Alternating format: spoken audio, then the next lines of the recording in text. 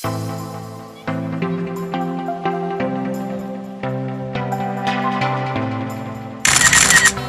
terus mendukung kampanye global untuk mengurangi emisi bahan bakar kendaraan, banyak cara yang dirancang dan dilakukan oleh para merek pabrikan otomotif serta pemerintah di berbagai negara dunia. Seperti halnya pemerintah Swedia yang beberapa tahun lalu meresmikan jalur tol khusus kendaraan niaga bertenaga listrik yang mirip dengan jalur kereta listrik di negara kita.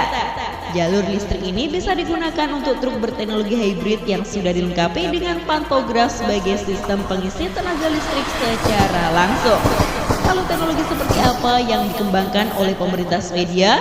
Simak video ini sampai akhir.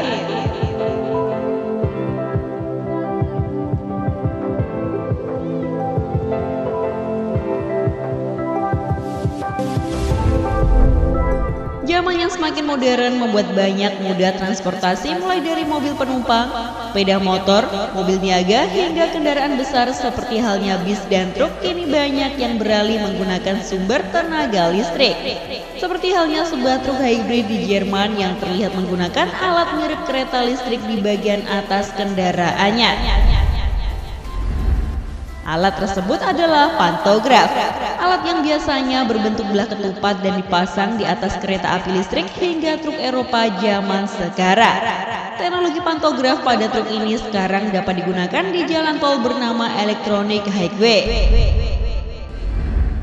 Jalan ini merupakan wacana dari pemerintah Swedia yang bekerja sama dengan pabrikan Scania dan juga Siemens untuk mendukung kendaraan niaga yang ramah lingkungan. Jalur ini dirancang khusus untuk kendaraan niaga sejenis truk dan juga bis yang diklaim banyak menghasilkan emisi gas buang. Dan mulai tahun 2016 kemarin Swedia melakukan uji coba jalur e-highway sepanjang 2 km ini. Namun pada saat itu baru sedikit yang menggunakannya karena belum banyak truk yang memiliki pantograf. Jalan tol elektrik highway ini selain dibuat untuk mengurangi penggunaan bahan bakar fosil, juga digunakan untuk mengurangi tercemarnya udara akibat polusi yang dihasilkan oleh kendaraan niaga yang mayoritas bermesin diesel. Pada jalan tol e-highway sepanjang 2 km ini terdapat ruas jalur yang pada bagian atasnya terpasang kabel-kabel yang melintang sepanjang jalanan tersebut. Kabel ini berguna untuk menyuplai daya listrik DC sebesar 670 volt ke truk elektrik maupun truk hibrida melalui alat pantograf tadi. Pantograf pada truk juga bisa dioperasikan secara manual atau otomatis. Truk akan menggunakan sensor untuk mendeteksi adanya kabel di bagian atasnya, dan saat terdeteksi maka pantograf akan secara otomatis terangkat.